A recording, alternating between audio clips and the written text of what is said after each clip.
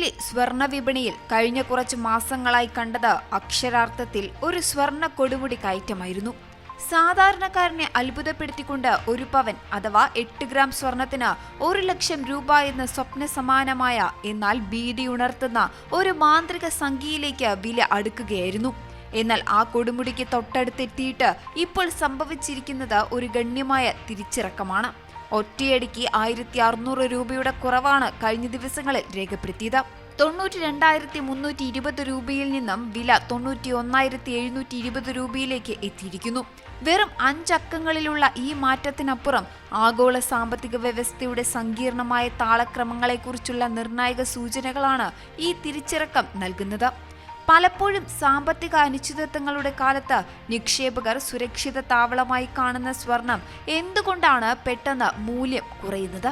ഈ ഗണ്യമായ ഇടിവ് താൽക്കാലിക പ്രതിഭാസമാണോ, അതോ ആഗോളതലത്തിൽ എന്തെങ്കിലും വലിയ മാറ്റങ്ങൾ സംഭവിക്കുന്നതിന്റെ മുന്നറിയിപ്പുകളോ? ഈ ചോദ്യങ്ങൾക്കുള്ള ഉത്തരങ്ങളാണ് കേരളത്തിലെ സ്വർണ്ണ വിപണിയും സാധാരണക്കാരന്റെ സാമ്പത്തിക ഭാവിയെയും നിർണ്ണയിക്കുന്നത്. ഈ ആഴ്ചയുടെ തുടക്കത്തിൽ സ്വർണ്ണവിലയിൽ രേഖപ്പെടുത്തിയത് വർഷങ്ങളായുള്ള ട്രെൻഡുകളിൽ പോലും കാണാത്ത ഏറ്റവും വലിയ ഇടിവായിരുന്നു. ചൊവ്വാഴ്ച സ്വർണം ഒരു ദശാബ്ദത്തിനിടയിൽ ഏറ്റവും വലിയ ഒറ്റ ദിവസത്തെ ഇടിവാണ് രേഖപ്പെടുത്തിയത്. വെള്ളി വിപണിയിൽ 2021 ഫെബ്രുവരിക്ക് ശേഷമുള്ള ഏറ്റവും വലിയ ഇടിവിനും സാക്ഷ്യം വഹിച്ചു.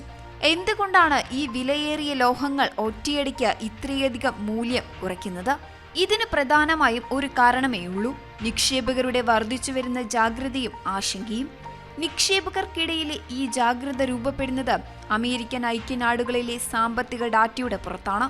പലിശ നിരക്കുകളുമായി ബന്ധപ്പെട്ട് US ഫെഡറൽ റിസർവ് എടുക്കാൻ പോകുന്ന അടുത്ത നീക്കത്തെക്കുറിച്ചുള്ള സൂചനകൾക്കായി ലോകമെമ്പാടുമുള്ള നിക്ഷേപകർ കാത്തിരിക്കുകയാണ്.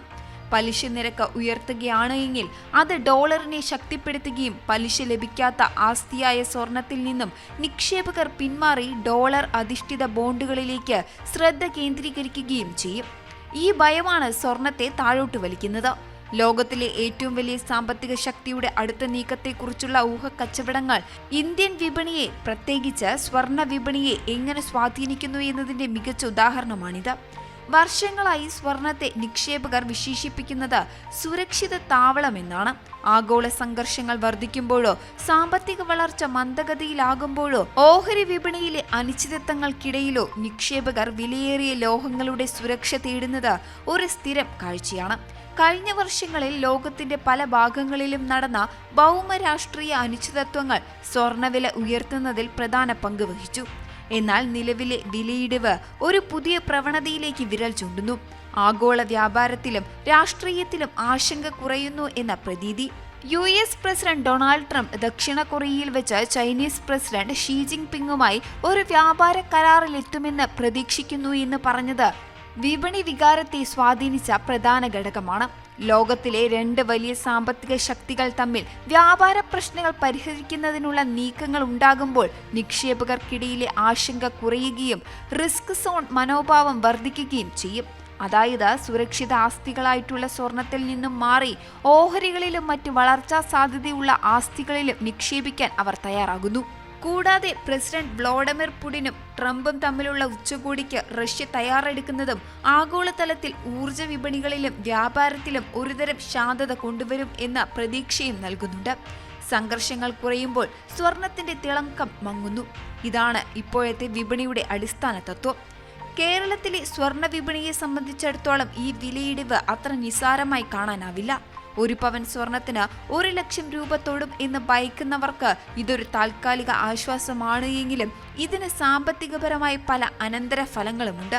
അടുത്ത് വരാനിരിക്കുന്ന വിവാഹ സീസണിൽ സ്വർണ്ണവില കുറയുന്നത് ഉപഭോഗം കൂട്ടാൻ കാരണമാകും. കാരണം വിലയിടിവ് ജനങ്ങൾക്ക് ആഭരണങ്ങൾ വാങ്ങാനുള്ള ശേഷി വർദ്ധിപ്പിക്കുന്നു. കൂടാതെ ഇന്ത്യ ലോകത്തിലെ ഏറ്റവും വലിയ സ്വർണം ഇറക്കുമതി ചെയ്യുന്ന രാജ്യങ്ങളിൽ ഒന്നായതിനാൽ സ്വർണത്തിന്റെ ആഗോള വില കുറയുന്നത് രാജ്യത്തിന്റെ വ്യാപക കമ്മി നിയന്ത്രിക്കുന്നതിന് ഒരു പരിധിവരെ സഹായിക്കും.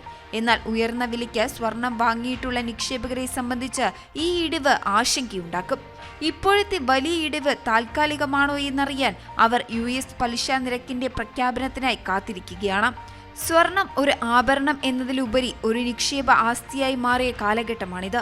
അതുകൊണ്ട് തന്നെ സ്വർണത്തിന്റെ വിലയിലുണ്ടാകുന്ന ഓരോ ചലനവും ലോകത്തിലെ മറ്റ് ആസ്തികളായ ബോണ്ടുകൾ, ഓഹരികൾ, മറ്റ് കമ്മോഡിറ്റികൾ എന്നിവയുമായി ബന്ധപ്പെട്ട് കിടക്കുന്നതാണ്.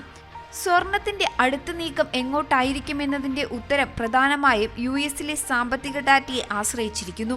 പലിശ നിരക്കുകളിൽ മാറ്റം വരുത്തിക്കൊണ്ട് പണപ്പെരുപ്പത്തെ നിയന്ത്രിക്കാൻ യുഎസ് ഫെഡറൽ റിസർവ് ശ്രമിക്കുമ്പോൾ ആഗോള വിപണി അതിനനുസരിച്ച് പ്രതികരിക്കും. രണ്ട് പ്രധാന സാധ്യതകളാണ് നിലവിലുള്ളത്. ഒന്നാമത്തെ സാധ്യത പലിശ നിരക്ക് ഉയർത്തുന്നതാണ്. പലിശ നിരക്ക് ഉയർത്തുകയാണ് എങ്കിൽ അത് ഡോളറിനെ ശക്തിപ്പെടുത്തുകയും സ്വർണ്ണവില വീണ്ടും താഴാൻ കാരണമാകുകയും ചെയ്യും.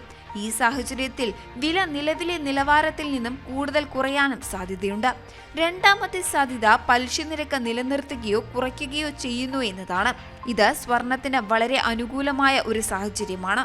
ഡോളർ ദുർബലമാവുകയും നിക്ഷേപകർ വീണ്ടും സുരക്ഷിത ആസ്തികളിലേക്ക് തിരിയുകയും ചെയ്യുന്നതോടെ സ്വർണ്ണവില 1,00,000 രൂപ എന്ന കൊടുമുടി ലക്ഷ്യമാക്കി യാത്ര തുടരുകയും ചെയ്യും. എന്തൊക്കെയായാലും നിലവിലെ ഈ ഗണ്യമായ ഇടിവ് ആഗോള രാഷ്ട്രീയവും സാമ്പത്തിക ശക്തികളും കൈകോർക്കുമ്പോൾ സ്വർണ്ണ വിപണിക്ക് എത്രത്തോളം പ്രതികരിക്കാൻ കഴിയുമെന്ന് തെളിയിക്കുന്നു. 1,00,000 രൂപ തൊടാറായി നിന്ന സ്വർണം താൽക്കാലികമായി പിന്നോട്ടു പോയത് ഒരുപക്ഷെ വലിയൊരു കുതിച്ചുചാട്ടത്തിന് വേണ്ടിയുള്ള റിവേഴ്സ് ഗിയർ ഇടൽ മാത്രമായിരിക്കാം. സ്വർണത്തിന്റെ യഥാർത്ഥ മൂല്യം അതിന്റെ തിളക്കത്തിൽ മാത്രമല്ല, അത് പ്രതിഫലിപ്പിക്കുന്ന ആഗോള അനിശ്ചിതത്വങ്ങളിലുമാണ് സ്ഥിതി ചെയ്യുന്നത്. അതുകൊണ്ട് നിക്ഷേപകർക്ക് ഇപ്പോഴത്തെ ഇടിവ് സ്വർണം വാങ്ങാനുള്ള അവസരമാകുമോ അതോ വില വീണ്ടും കുറയുമോ എന്ന് കാത്തിരുന്ന് കാണാം.